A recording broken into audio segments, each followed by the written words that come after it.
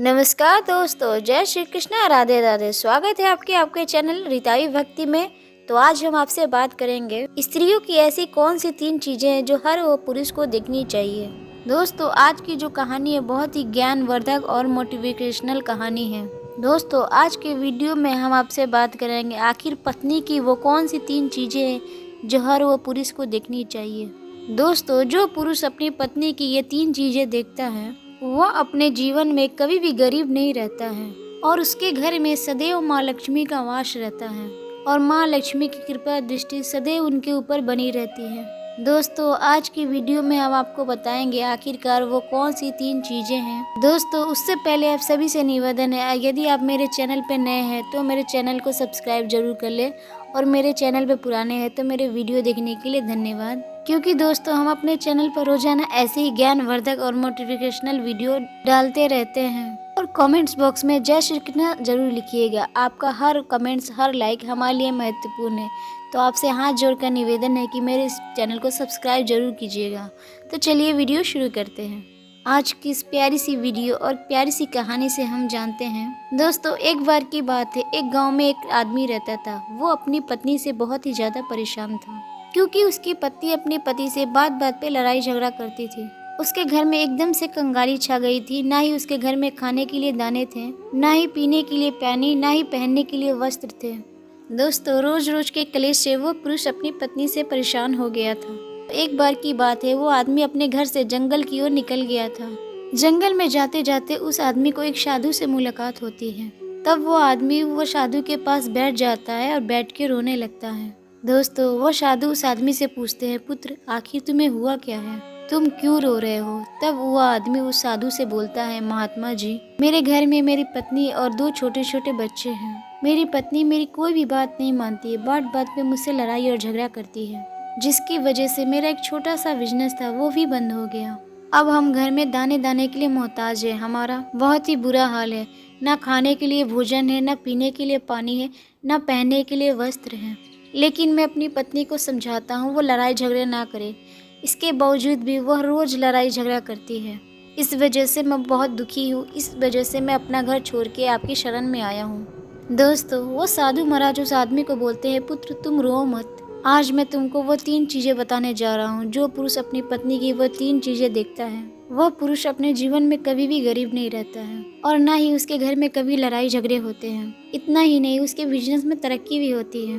दोस्तों, साधु महाराज उस आदमी को बोलते हैं, मैं तुम्हें जो बातें बताने जा रहा हूँ उन 3 चीजों को तुम गांठ बांध लो। तब वो आदमी वो साधु महाराज की बातें गौर से सुनता है और साधु महाराज से बोलता है, महाराज जी मुझे ये बातें जल्द से जल्द बताइए।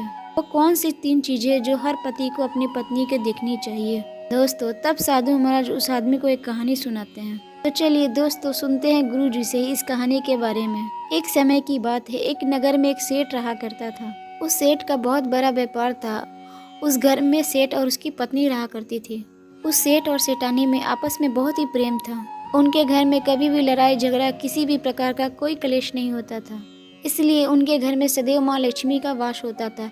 इसलिए उनके बिजनेस में दिन दुगनी और रात चौगुनी विकास होता था। सेठानी के बीच में इतना ज्यादा प्रेम था कि आसपास के लोग देखकर जल जाया करते थे। दोस्तों, उस सेठ और सेठानी की प्रेम की मिसाल हर वो नगर के लोग दिया करते थे और वह सेठ सेठानी की बात उस गांव के राजा तक पहुंच जाती है। दोस्तों, जब सेठ सेठानी की बात उस राजा तक पहुंचती है तो राजा भी उनकी प्रेम की मिसाल की तारीफ करते हैं और कहते हैं, हमारे गांव में एक पुरुष और स्त्री ऐसी भी है जिनके घर में कभी भी लड़ाई झगड़ा नहीं होता है। उन दोनों में आपस में इतना प्रेम है जो आज तक मैंने अपनी जिंदगी में कभी नहीं देखा। एक बार की बात है, वो राजा पूरे नगर में ढिंढोरा पिटवाते हैं और कहते हैं, इस राज्य में सभी जितने भी लोग हैं अपने घर के बाहर दिया जला के रखेंगे। तब राजा की रानी अपने महाराज से पूछती है, महाराज आखिरकार आप सबके घर में दिया क्यों जलवा रहे हैं।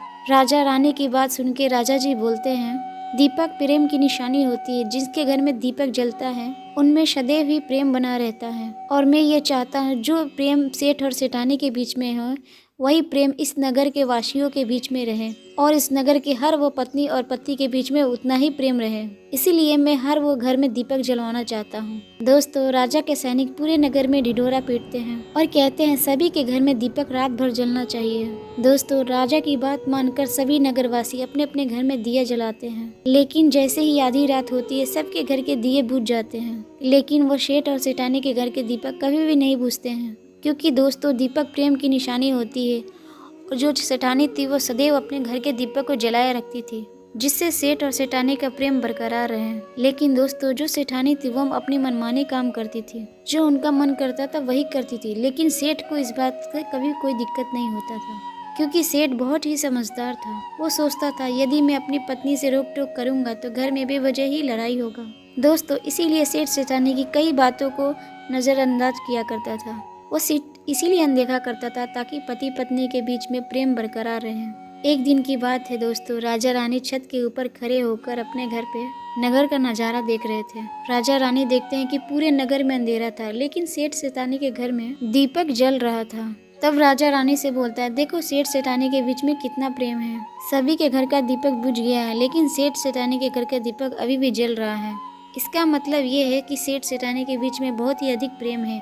तब रानी बोलती है, महाराज, सेठ और सेठानी के बीच में जो भी प्रेम है वो इसीलिए है क्योंकि सेठानी ज्यादा बुद्धिमान है। राजा रानी की बात सुनता है, तब कहता है, नहीं महारानी, सेठ ज्यादा समझदार है, इसलिए उनके घर में कभी भी लड़ाई झगड़ा नहीं होता। दोस्तों, रानी बोलती है, नहीं, सेठानी समझदार है। तो राजा बोलते हैं, नहीं, सेठ समझदार है।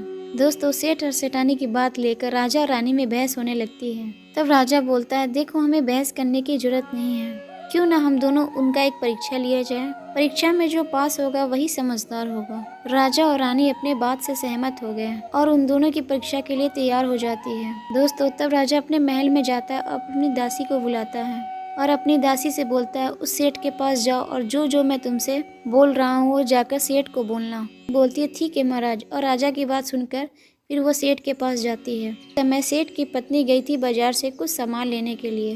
दोस्तों, वो राजा की दासी सेठ से बोलती है, सेठ जी, मैं राजमहल से आई हूँ, राजा साहब ने मुझे भेजा है। दोस्तों, वो सेठ उस दासी को बोलता है, जी बताइए, मैं आपकी क्या सेवा कर सकता हूँ। आप बैठिए, मैं आपके लिए पानी लेकर आता हूँ। तब वो दासी सेठ से बोलती है, नहीं सेठ जी, मैं राजा की दासी हूँ, बस मैं आपके पास राजा का समाचार लेकर आई हूँ। दोस्तों, तब वो सेठ बोलता है, ठीक है दासी, आप मुझे बताइए राजा साहब ने क्या संदेश भेजा है मेरे लिए। तो दोस्तों, वो दासी सेठ से बोलती है, सेठ जी, राजा साहब ने मुझे ये बोले हैं, यदि तुम अपनी पत्नी को छोड़ देते हो वो तुम्हें बहुत सारा हीरे जवाहरात देंगे, तुम्हें राजमहल में एक अच्छे पोस्ट पर नौकरी भी देंगे। लेकिन सेठ राजी नहीं हुए। दूसरी बात, रानी ने राजा से बोला था कि सेठ समझदार नहीं है, सेठानी समझदार है। दोस्तों, सेठ और सेठानी की बात को लेकर राजा रानी में फिर से बहस शुरू हो गई। तब रानी राजा से बोलती है, तुमने सेठ की परीक्षा ली है, मैं भी सेठानी की परीक्षा लूंगी, तब ये बात स्पष्ट हो जाएगा कि सेठ सेठानी में से कौन ज्यादा समझदार है। तब राजा रानी को आदेश देता है, प्रिय, तुम भी एक बार सेठानी की परीक्षा ले लो। तब रानी राजमहल से एक दास को उसे लेकर भेज देती है। अपने दास से बोलती है, जो मैं तुम्हें बोल रही वो सारी बातें जाकर उस सेठानी को बोलना। तब राजा का दास उस सेठानी के पास जाता है। घर से सेठ काम के सिलसिले में कहीं बाहर गया हुआ था, घर में सेठानी ही अकेली थी। फिर दास मौका देखकर उस सेठानी के पास पहुंचता है और सेठानी से बोलता है, सेठानी जी, मैं राजमहल से आया हूँ, मुझे रानी साहिबा ने भेजा है। दोस्तों, तब वो सेठनी बोलती है, ठीक है, बताइए किस लिए तुम्हें रानी साहब ने मेरे पास भेजा है। दोस्तों, तब वो दास सेठानी से बोलता है, रानी साहिबा ने बोला, यदि तुम अपने पति को छोड़ दोगी तो बहुत सारे तुम्हें हीरे जवाहरात देंगी, और यदि तुम अपने पति को मार दोगी तो वह तुम्हें राज का आधा हिस्सा दे देंगी। दोस्तों, दास की बात सुनकर सेठानी तैयार हो जाती है और कहती है, ठीक है, यदि रानी साहिबा मुझे अपने राज का आधा हिस्सा देती हैं तो मैं अपने पति को मार दूंगी। दोस्तों, तब उस राजा का दास सेठानी से बोलता है, मुझे कैसे पता चलेगा कि तुमने सेठ जी को मार दिया है। दोस्तों, तब सेठानी राजा के दास से बोलती है कि मेरे घर में जो दीपक जल रहा है वो तुम्हें दिख रहा है। तब दास बोला, हाँ दिख रहा है। तब सेठानी उस राजा के दास से बोलती है, जब मैं अपने पति को मार दूंगी तब ये दिया बुझा दूंगी, तो तुम्हें पता चल जाएगा मैंने अपने पति को मार दिया है। अब वह दास सेठानी की बात सुनकर राजमहल को लौट जाता है और राजा और रानी से ये सारी बात बताता है। सेठानी की बात सुनकर रानी बहुत ही अचंभित हो जाती है और रानी को स्त्री जाति से नफरत होने लगती है। दोस्तों, तब राजा सारे दासियों को और अपने सैनिकों को बुलाता है और बोलता है, देखो, मैं ये नहीं चाहता राजा रानी के कारण किसी निर्दोष की हत्या हो। तुम ऐसा करो, उस सेठानी के घर जाओ और उस सेठ को सारी बातें बता दो और उस सेठ को बचा लो। दोस्तों, इधर दास और दासी उसके घर जाते हैं और सोचते हैं तो सेठ को रात में मारेगी या भी बुझाएगी। उससे पहले हम सेठानी के घर में हल्ला बोल देते हैं। दोस्तों, इधर रात भी नहीं हुई थी, शाम का समय था। जैसे ही राजा के सैनिक सेठानी के घर पे धावा बोलते हैं तो देखते हैं सेठ पहले से ही मरा हुआ है। दोस्तों, तब राजा रानी के दास दासी उस सेठानी से बोलते हैं, सेठ जी तो मरा पड़ा है, लेकिन सेठ को तो तुम्हें रात को मारने के लिए बोला गया था। दोस्तों, तब वो सेठनी राजा के दास दासी से बोलती है, सेठ को तो मुझे मारना ही था, रात में तो मुझे दिया बुझाना था, इसलिए सेठ को तो मैंने दिन में ही जहर दे के मार दिया था। अब मेरा काम है सिर्फ दिया बुझने का। दोस्तों, वो सैनिक उल्टे पांव उस सेठ के घर से राजा के दरबार में चले जाते हैं और राजा को जाके सारी बात बताते हैं। दोस्तों, राजा क्रोध से आग बबूला हो जाता है और उसको स्त्रियों से घृणा होने लगती है और अपने सैनिकों को भेजता है और बोलता है उस सेठानी को बंदी बना के लाए। राजा के सैनिक उस सेठानी को बंदी बनाकर राजा के राज दरबार में लाते हैं। दोस्तों, तब वो राजा सेठानी को कारावास में डलवा देता है और वो राजा समस्त स्त्री जाति से नफरत करने लगता है। दोस्तों, वो साधु उस गांव के उस आदमी को ये कहानी सुनाता है। साधु उस आदमी से बोलता है, अब तुम्हें समझ में आ गया होगा स्त्री की वो कौन सी 3 चीजें हैं जो हर पुरुष को दिखनी चाहिए। वो आदमी साधु से बोलता है, महाराज, अभी भी मुझे समझ में नहीं आया, स्त्री की वो कौन सी 3 चीजें हैं जो हर पुरुष को दिखनी चाहिए। साधु उस आदमी को बताते हैं, हर पुरुष को अपने स्त्री की सबसे पहली वो चीज़ देखनी चाहिए कि वो कहाँ पे जा रही है। दोस्तों, जो पुरुष अपनी स्त्री की ये चीज़ देखता है, पत्नी यहाँ पे जा रही है, वहाँ पे आ रही है, ऐसा जो भी पुरुष देखता है उसके घर में लड़ाई झगड़ा नहीं होता है और वो अपनी पत्नी के ऊपर नियंत्रण कर पाता है। बहुत से लोग नियंत्रण का अर्थ कुछ और निकालेंगे, मगर नियंत्रण का मतलब ये नहीं है कि आप उस पर रोक टोक करें। नियंत्रण का मतलब ये है कि आपको पता होना चाहिए कि आपकी पत्नी कहाँ जा रही है, कहाँ आ रही है। दोस्तों, दूसरी चीज़ है कि हर पति को अपनी पत्नी के अंदर कुछ बदलाव अगर आते हैं वो देखनी चाहिए। उस पत्नी का बोलचाल कैसे है, कहीं उसके बोलचाल में कोई बदलाव तो नहीं आया है, वो अपने पति की इज्जत कर रही है कि नहीं, वो अपने पति की बात मान रही है नहीं। जो स्त्री अपने पुरुष की बात नहीं मानती है, अपने पति की इज्जत नहीं करती है, वो अपने पति के साथ कुछ भी कर सकती है, जैसे सेठानी ने सेठ के साथ किया था। इसीलिए हर पुरुष को अपनी पत्नी की यह चीज़ देखनी चाहिए। तीसरी चीज़, वो साधु उस आदमी को बताता है, हर पति को अपने पत्नी के चाल चलन देखने चाहिए। दोस्तों, जो पुरुष अपनी पत्नी के चाल चलन देखता है, उसके चाल चलन पर उससे ज़्यादा प्रेम नहीं करता है, उसको अपने कंट्रोल में करके रखता है। कंट्रोल का अर्थ ये नहीं कि अपने इशारों पे नचाना, कंट्रोल का मतलब ये होता है एक दूसरे की बात मानना, एक दूसरे का सुनना।